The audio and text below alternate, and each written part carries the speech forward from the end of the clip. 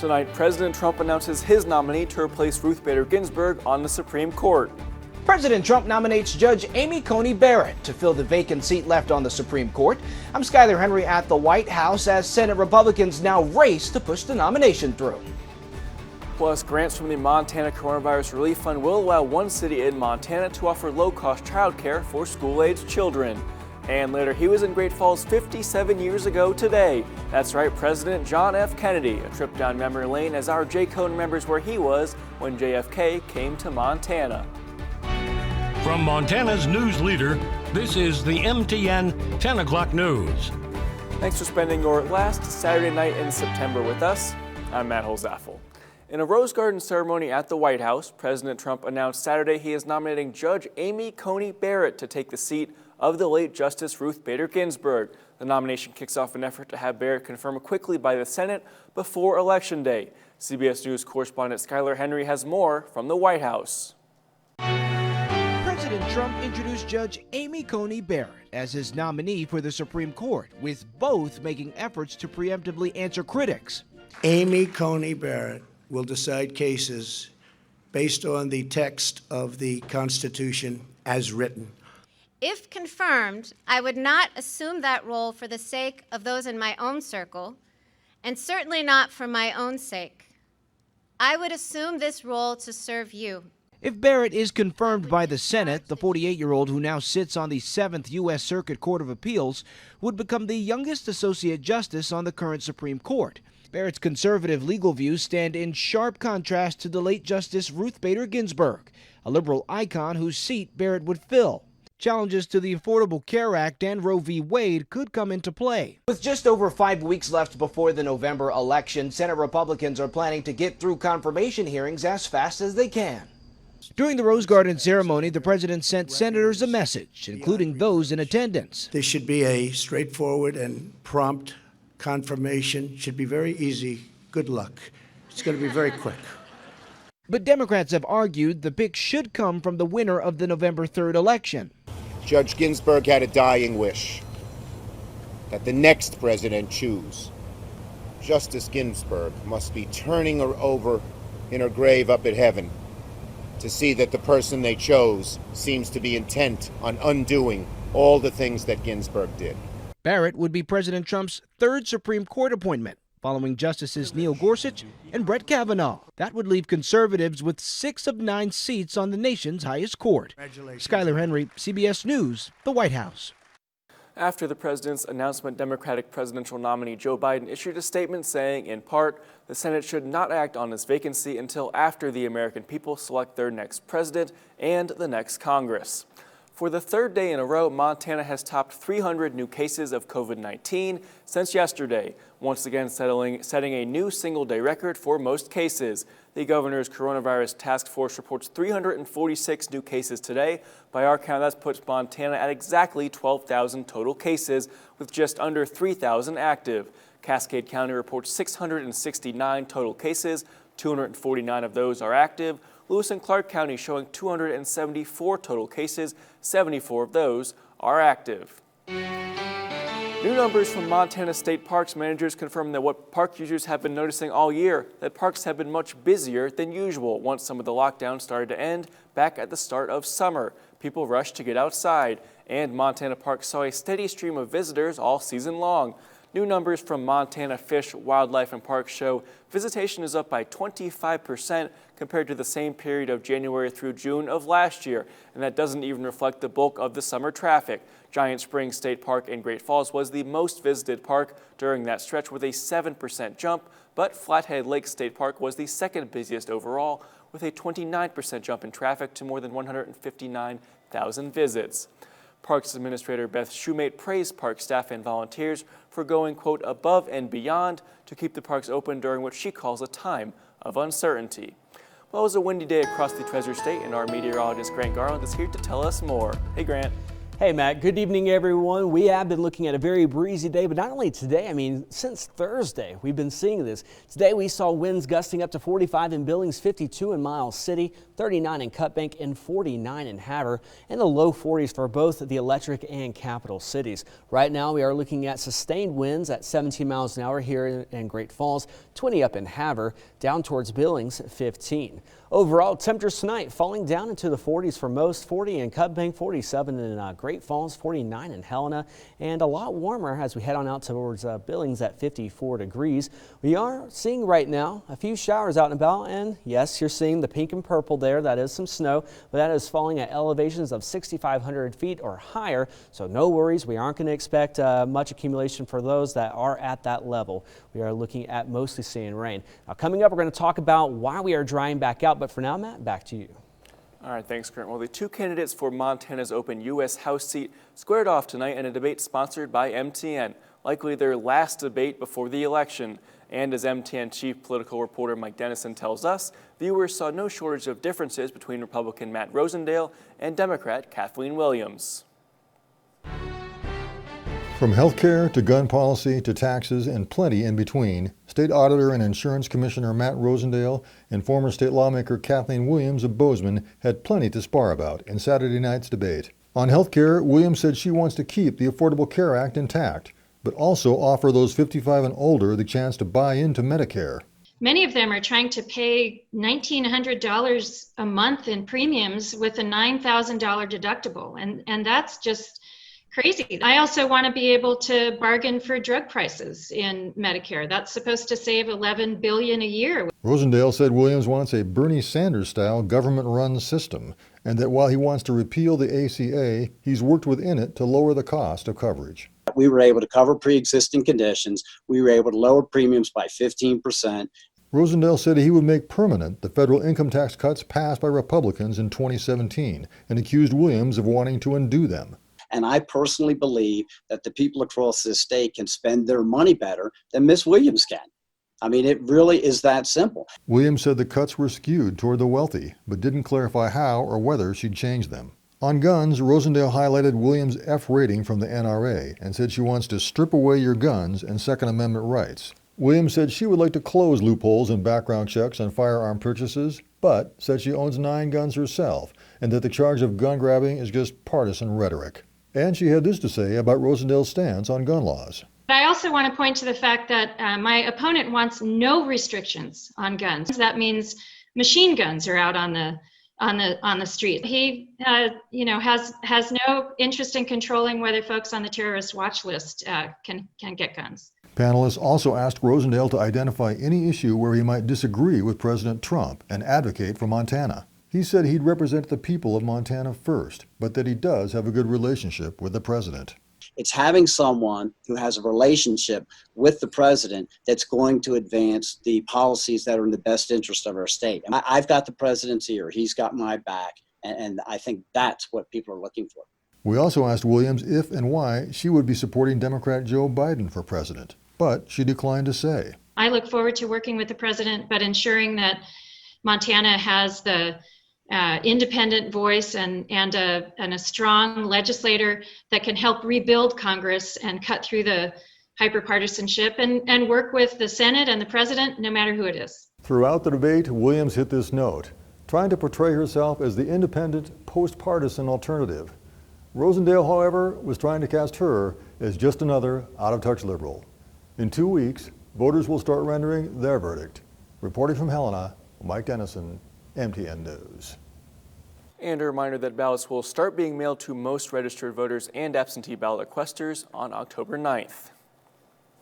Senator Jon Tester isn't expecting a full vote on the Blackfeet Clearwater Stewardship Act until after the general election. As MTN's Dennis Bragg reports, the main focus now is answering technical questions and getting the bill out of committee. I'm Dennis Bragg. Senator Jon Tester says he's not expecting a full vote on the Blackfoot Clearwater Stewardship Act before Election Day. This bill is not controversial. It should sail through, quite frankly. It should have sailed through years ago. But with the current political climate, nothing is easy, and the BCSA is swimming upstream. if you support the bill, need to write into the congressional delegation saying, do what you can to push and move it forward. If I could get all the delegation on board with this, it would be passed a long time ago. Land management policy decisions can be challenging and divisive. We've worked on them over many years in Montana to find a place we can all land here in agreement, in a spirit of collaboration. And the management in the Blackfoot watershed is no different. During last week's subcommittee hearing of the Senate Energy and Natural Resources Committee, Senator Daines expressed thanks for the people who've collaborated on the multi-use bill. But he and his colleagues also raised questions over issues like wildfire management and avalanche hazards on new snowmobile trails. What they basically said is any backcountry areas like that for snowmobiling, there is increased potential depending on different snow loads. Okay, but they didn't identify anything beyond that, anything specific to these circumstances? Not that I had in time for this hearing. Do you anticipate challenges to recreation as a result of this bill? From the folks that I've talked with, I think those are issues that we'd like to work with the committee on. Tester argues the Forest Service has fallen short on recreation proposals, and Montanans wouldn't have to propose the collaborative trails if there wasn't a problem.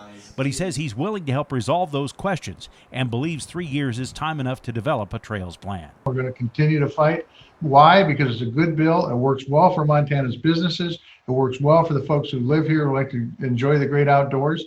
And it's next on my priority list to get done when it comes to issues that revolve around our national forests. In Missoula, Dennis Bragg, MTN News. And Senator Steve Daines' staff tells MTN he believes that the hearing brought to light some new concerns from community stakeholders, as well as potential safety and technical concerns from the Forest Service that should be addressed. But they say he's grateful for everyone's work on the collaborative and will continue to work with those involved to determine the best steps moving forward. Earlier today, a group in Billings opposed to the legalization of marijuana in Montana voiced its opposition to 2 ballot initiatives up for vote in November. That story and more coming up in just over 2 minutes. From Montana's news leader, you're watching the MTN 10 o'clock news. A group opposed to the legalization of marijuana in Montana voiced its opposition to 2 ballot initiatives up for vote in November. Wrong for Montana is against I-190, which would legalize marijuana in the state. Wind forced the group indoors after its demonstration in the Billings Heights this morning.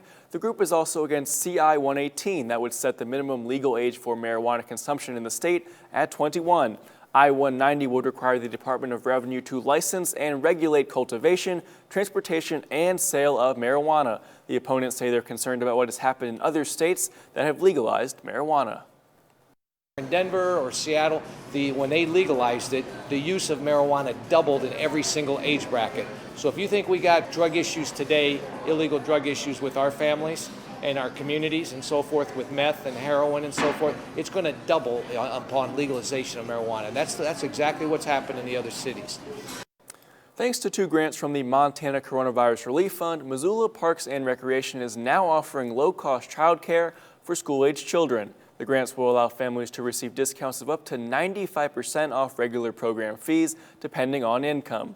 The grants, now totaling $960,000, are designed to fund programs to meet the needs of working parents and children through December. Park officials will ask the Missoula City Council to approve the 2 state of Montana school-age child care grants at an upcoming City Council meeting on Monday. The funding is based on a sliding scale of families' income and how many children will be involved in the programs. Recreation Program Supervisor Meg Wishier says that this grant is helpful for the community, parents, and their kids. Our goal with this is to be able to keep our community going, keep parents working, but most importantly, keep kids super engaged, around positive peers, help with remote learning, and just continue and help supplement what's going on. The registration to receive the grant opens on September 30th. The Halter Museum of Art in Helena closed off nearby streets today for an art project created by teenagers. MTN's Alexia Guayo has that story. You may notice these road closed signs on the corner of Last Chance Gulch and Lawrence Street, not because of new construction, but for a new art mural. The After School Teen Arts Council will use all 4 crosswalks at the intersection to create 4 different designs and messages surrounding teenagers. The one we're actually painting right here behind me is are reading one with butterflies coming up, and that's teens are thinking, teens are learning, they're growing, they're planting roots in the world. Then we are doing, they have tree branches for hands, and everyone's kind of trying to help each other up a mountain, and that's more of a working as a community, working together as teens. We have the teens are shooting guns, but instead of bullets, we have flowers coming out. What we're trying to do there is turning violence into peace. On the other side of the street is teenagers with wings, and they're taking off. They're taking flight into the world. What this whole thing means is we've noticed that since we are a council of teenagers, we've noticed that there's a very negative stigma generally about teenagers, just in general about how we're lazy or we're delinquents. And so what we wanted to do was bring in positive teen community interaction. We went around to a lot of businesses to ask for their help sponsoring the project, and it's just been super fun getting everyone downtown involved in it. The council expect to have this project completed by Sunday night. In all, this project took about 10 months to officially complete. In Helena, I'm Lexi Guayo, MTN News. Well, temperatures are dropping down to the 30s, 37 degrees in Great Falls as well as Bozeman. Don't go away, our 7-day forecast is coming up next. Storm Tracker weather starts now with Grant Garland. Welcome back, everyone. I hope that you have had a great Saturday night. Temperatures that we observed today, 63 degrees in Great Falls as well as Helena, 61 in Lewistown. Temperatures overall below the average for this time of year. We're going to see that again tomorrow. What do we typically see, though? Well, we typically see temperatures right around 66 degrees. The record set back in 1963 when it was 89 degrees. Did you guys know that that's when gas cost around 29 cents a gallon? If only we could bring back those days. Oh well, it's a nice memory. 47 degrees in Lewistown right now, as well as Great Falls, 49 in Helena. The further east you go, let's say out towards Glendive, you're looking at warmer temperatures at 52 degrees. And I mean, we've been talking about winds all throughout these past 4 days. We saw 43-mile-per-hour winds gusting here in the Electric City, 41 down towards Capitol, Billings 45. And as you head on out towards, let's see, Miles City, 52-mile-per-hour winds. So definitely a very windy day. Thankfully, we aren't seeing those winds at that speed right now. Overall, we have been tracking a few showers west of Great Falls out towards Missoula. We picked up close to 1/10 of an inch of rain actually already. And yes, we are possibly seeing some mountain snow tonight. Those that live at or above 6,500 feet, that's where you're going to really be able to see maybe just a trace, possibly an inch, and that's going to stay mainly down towards Bozeman for that. As we go throughout the day tomorrow, we will be experiencing another windy day for those pretty much out towards the northeastern part of the state, where we could be looking at a few 30-mile-per-hour winds gusting in Jordan, and we could see a 25-mile-per-hour wind to 30-mile-per-hour wind in Bozeman. As far as the driest time for us tomorrow, it's going to be right around 4:30 when we're seeing 20% humidity, very dry, but thankfully our temperatures as well as our winds won't be gusting that bad at that time. As far as Helena is concerned, you guys actually aren't really seeing any problems. Tomorrow we're seeing 32% humidity for the driest, and I mean, so it's teetering right on that between moderate and between low and moderate conditions, so not really seeing a problem there. Going throughout the night, showers will increase, especially down towards those towards Bozeman, but again, that snow, that's really only impacting those around 6,500 feet or higher, and that we're able to even see maybe a trace to an inch. As we go throughout the morning, showers taper off. Clouds also gradually clear out, all thanks to this high pressure here going throughout the day tomorrow into early Monday morning. High pressure actually pushes down towards Wyoming before building right back into the Treasure State, allowing for us not only to warm up, but also to see those clear skies. How much rain could we be getting from now through tomorrow morning? I mean, if you're living in down towards Bozeman, possibly 1/10 of an inch of rain, and also towards our friends in Lewistown, seeing possibly 1/10 of an inch of rain too. Temperatures tonight, 38 degrees in Lewistown, Helena, 39 in Missoula, and 44 in Glasgow, and 45 in Miles City. As we go throughout the day tomorrow, temperatures will be right around 57 degrees in Lewistown and 60 in Great Falls.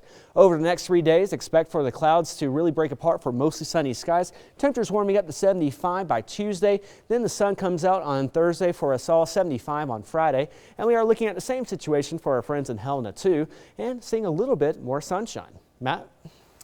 All right, thank you, Grant. Well, this weekend at 2 p.m. on our streaming apps will be a 1-hour special on the Chinook Winds. They're the resident wind quintet of the Great Falls Symphony, and they're back with limited seating. Again, you can find that Sunday at 2 p.m. on the KRTV and KXLH streaming apps on your Roku, Apple TV, or wherever you get your streaming apps.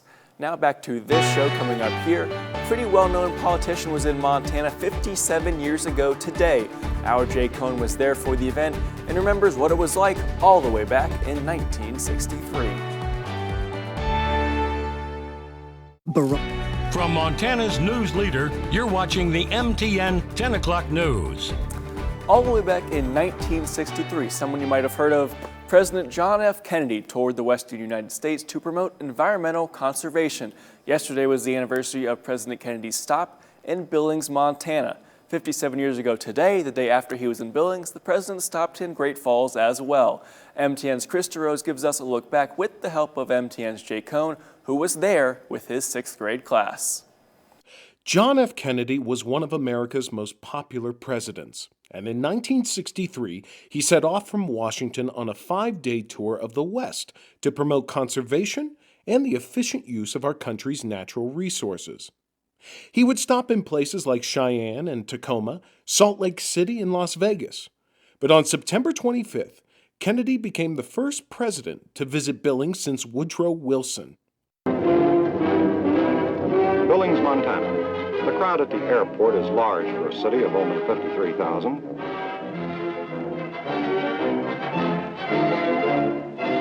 But that's over 100,000 hands. Q2's Jay Cohn was there, not as a reporter, but as an excited 6th grader. Well, I was in the grandstands at the Yellowstone County Fairgrounds where they had bused us from the Highland School down to see President Kennedy speak. My first chance to ever see a president in person. I remember the excitement. It was a big deal. And while his trip was aimed at promoting conservation, Jay doesn't recall the 15-minute speech having much to do with that. You know, it wasn't that far removed from the Cuban Missile Crisis. So one of his topics was the Nuclear Test Ban Treaty, which was like, we were I had no idea what he was talking about, but it was just cool to be there and watch it. And though the Test Ban Treaty may not have inspired excitement in a young 6th grader, Kennedy, always the fan of literature, ended his speech in Billings with soaring rhetoric by quoting author Henry David Thoreau. Eastward I go, only by force. Westward I go free. I must walk towards Oregon and not towards Europe. I walk towards Montana. I express my thanks to all of you. Jay was with about 17,000 other Montanans applauding Kennedy's speech. And an equally large crowd showed up in Great Falls the next day to watch Kennedy not only give a speech at Great Falls High Memorial Stadium, but to make a house call. En route to his speaking engagement, President Kennedy stops for a brief visit with the father of the Senate Majority Leader, Senator Mike Mansfield of Montana. And then, of course, 2 months later, he was assassinated, and then that really hit home, and that was, that solidified those memories forever, and to this day, that's what I remember.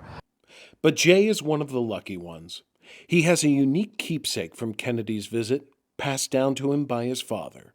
After his visit here, my dad gave me this tie clasp. It's a Kennedy PT 109 tie clasp, but I think they gave out as a memorabilia of his visit to Billings. And I see where it's really a hot topic for memorabilia and collectors around the country, but I've always had it in my tie clasp drawer. And whenever we're doing stories about the Kennedy visit, I bring it out. It's pretty cool. And for me, it's a great memory of that day. Reporting in Billings with Jay Cohn, Chris DeRose, MTN News.